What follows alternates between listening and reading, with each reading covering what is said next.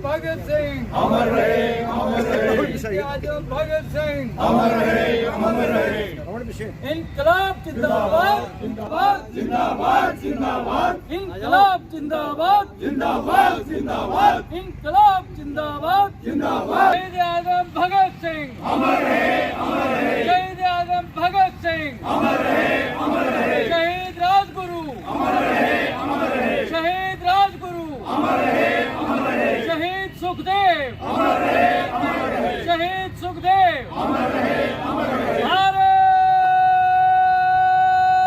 माता की जय, भारत माता की जय, भारत माता की जय। शहीद भगत सिंह अमर रहे, अमर रहे, शहीद भगत सिंह अमर रहे, शहीद राजगुरु अमर रहे, अमर रहे, शहीद सुखदेव अमर रहे, अमर रहे। भारत माता की जय। वंदे मातरम, वंदे मातरम, वंदे मातरम, वंदे मातरम। अमर रहे, अमर रहे। भारत माता की जय, भारत माता की जय, भारत माता की जय।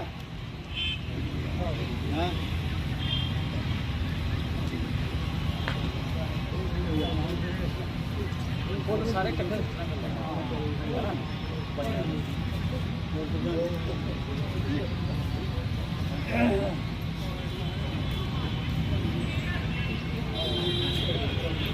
जी सर, बताएं आज। मैं कैप्टन ज्ञान Singh Pathania, chairman ex-serviceman welfare association Kathua. देखिए, आज उस महान विभूति जिसने इस देश के प्रति आज के दिन ही 1931 को आज का ही दिन था, 23 जिस दिन उनको फांसी पर लटकाया गया। किसके लिए? देश के लिए, माँ भारती की, जिन्होंने माँ भारती की रक्षा हेतु जो अंग्रेज़ों को, ब्रिटिश गवर्नमेंट को निकालने के लिए एक संकल्प लिया था, उनके साथ उनको आज के दिन फांसी दी गई थी।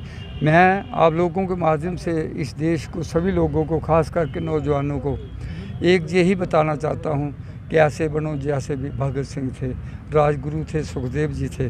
आज हम अपनी अपनी बात को लेकर बैठे हैं, लेकिन उनका क्या भाव था, क्या सोच थी, क्या उनका ध्येय था, वो मैं एक बंधनी ध्येय था। एक सोच थी कि मेरी भारत माँ की अंचल को कोई हाथ नहीं लगा पाए। और उन्होंने, भगत सिंह ने तो एक दिन पहले ही अनाउंस कर दिया था, बताया था 1931 को 22 मार्च को उन्होंने अपने भाषण में बताया कि मुझे कल मैं नहीं हूँगा, मुझे फांसी दी जाएगी। और मेरे देश के जो नौजवान हैं मेरी आज की इस कुर्बानी को हमेशा हमेशा के लिए याद रखेंगे। लेकिन बड़ा खेद है, बड़ा दुख का विषय है, आज जब हम देखते हैं कोई अमृतपाल आ जाता है, कोई आ जाता है, देश की क्या सिचुएशन बना रखी है। पंजाब के हालात को देखते हैं, जिन्होंने 4 बेटे अपने इस देश के लिए, इस माँ भारती के लिए मैंने तो कुर्बान कर दिए, और मैं कहता हूँ हंसते हंसते बलिदान दिए। लेकिन जब ये देखते हैं कि एक एक आदमी जी, उनकी क्या सोच है, क्या निंदनीय सोच है कि हम कोई खालिस्तान बना रहा है, कोई ये बना रहा है, तो ये ऐसी बातें नहीं सोचनी चाहिए। हमें एकजुट होना चाहिए, उन लोगों को देखना चाहिए जिन्होंने कितनी कितनी बड़ी कुर्बानियाँ। कहते हैं कि सबसे प्रिय जो चीज़ होती है व्यक्ति को, संतान या अपना आप होता है, लेकिन उन्होंने कुछ नहीं देखा। एक ही ध्येय था, एक ही सोच थी कि मेरी भारत माँ जो है वो पीक पर पहुँचे और हमारा भारत का नाम सारी दुनिया में हो। मैं इतना ही कहते हुए फिर यही लोगों को मैसेज देना चाहता हूँ इस उम्र में, 84 साल की उम्र में, कि ये सिर्फ हमारे भूतपूर्व सैनिकों का, जो प्रेजेंट सैनिकों का दिन नहीं है, ये सभी का दिन है।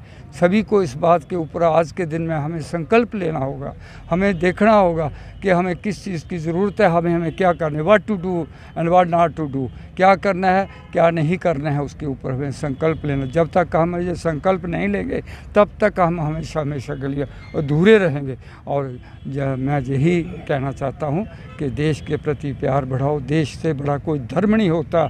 अगर हमारा देश सुरक्षित है, अगर मेरी माँ भारती सुरक्षित है, तो हो नहीं सकता कि मैं सुरक्षित नहीं हूँ, हम सुरक्षित नहीं हूँ।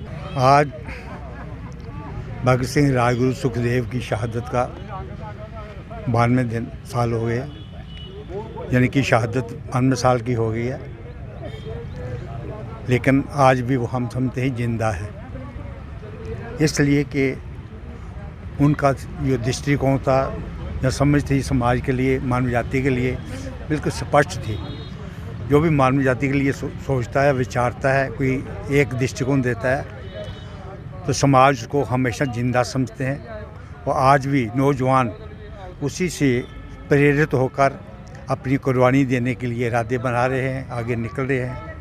लेकिन इनको कुछ गलत लोग भी इनकी तस्वीरें लगाकर अपने आप को बहुत सी चीज़ें छुपाते हैं, भ्रमित करते हैं इनकी शहादत को।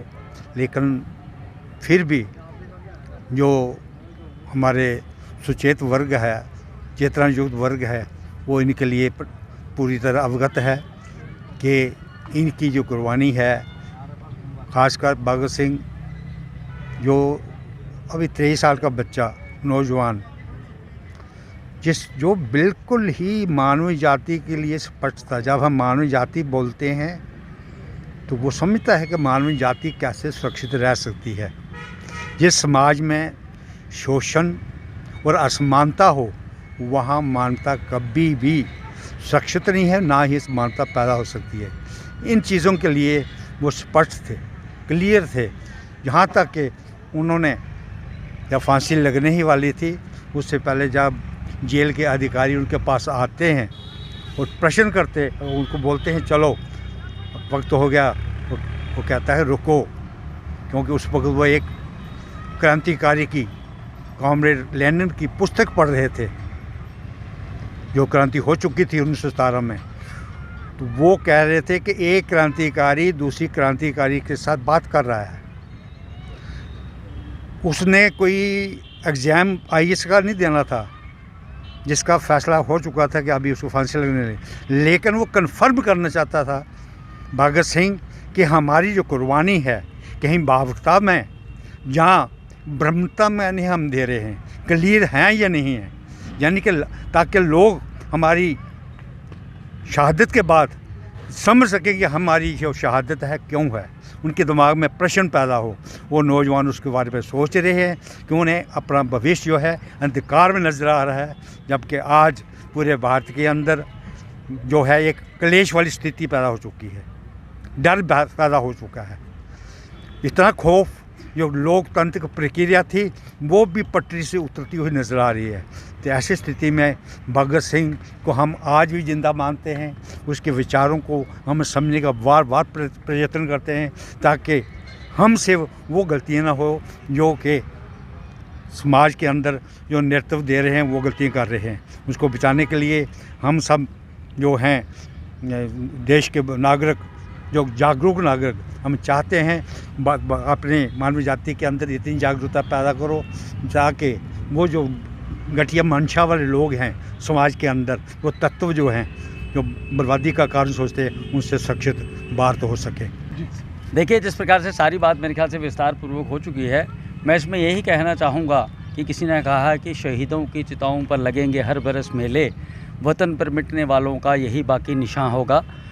मैं आपको बताऊं कि शहीद देशभक्त यादगार समिति जो है पिछले कई सालों से, आपने भी देखा होगा कि हम कोशिश करते हैं कि चाहे किसी शहीद का शहीदी दिवस हो या उसका जन्म दिवस हो, उसको छोटे या बड़े पैमाने पर मनाए जाने का प्रयास हमारी ओर से किया जाता है। उसी कड़ी में जिस प्रकार से सभी जानते हैं कि 23 मार्च को शहीद भगत सिंह, राजगुरु और सुखदेव जी का जो है वो आज शहीदी दिवस है। आज के दिन जो है उन्होंने इस देश के लिए, इस मातृभूमि के लिए हंसते हंसते जो था फांसी के फंदे को चूम लिया था। और इसका मकसद कार्यक्रम का मुख्य तौर पर यही रहता है कि हम चाहते हैं कि जो नौजवान पीढ़ी है वो इससे प्रेरणा ले, इनकी जीवनी से प्रेरणा ले, इनके बारे में समझे, और वो ये ना सोचे कि जो आज़ादी जिन खुली हवाओं में, फ़िज़ाओं में हम आज सांस ले रहे हैं, वो हमें ऐसे ही नहीं मिली, बल्कि उसके लिए हज़ारों लाखों लोगों ने जो है वो कुर्बानियाँ दी हैं। और उसी कड़ी में मात्र 23 साल की उम्र में भगत सिंह जैसे लोगों ने जो है उस देश के लिए शहादत दी है, कुर्बानी दी है। और इसलिए हमारा ये प्रयास रहता है कि इसको मनाकर हम, जिस प्रकार से आपने देखा होगा कि आज भारतवर्ष पर कई नज़रें ऐसी हैं, जब कई सोचें ऐसी भी पनप रही हैं जो कहीं ना कहीं देश को तोड़ने की ओर ले जाने का प्रयास करती हैं, जो कहीं ना कहीं देश को फिर से उन बंधनों में जकड़े जाने का प्रयास कहीं ना कहीं करती हैं। तो मैं ये समझता हूँ कि जिन लोगों ने इस देश के लिए कुर्बानी दी है, जो भी इस देश के लिए जिन्होंने शहादत दी है, हम उनकी जीवनी को पढ़ें, उनकी जीवनी से प्रेरणा लें और ख़ास करके नौजवान पीढ़ी ये समझे और उनके आदर्शों पर चलते हुए हम इस भारतवर्ष को एक मजबूत राष्ट्र बनाने में जो है वो सारे लोग सहयोग करें। हमारी ओर से यही पैगाम रहता है। मैं एक सर्विसमैन वेलफेयर एसोसिएशन के लोगों का भी बड़ा धन्यवादी हूँ कि वो भी हमारे साथ यहाँ पे शिरकत करते हैं और आकर इस कार्यक्रम को हम जो है वो भरपूर तरीके से मनाने का एक प्रयास करते हैं और हमारी कोशिश रहेगी कि आने वाले समय में भी यही क्रम बना रहे।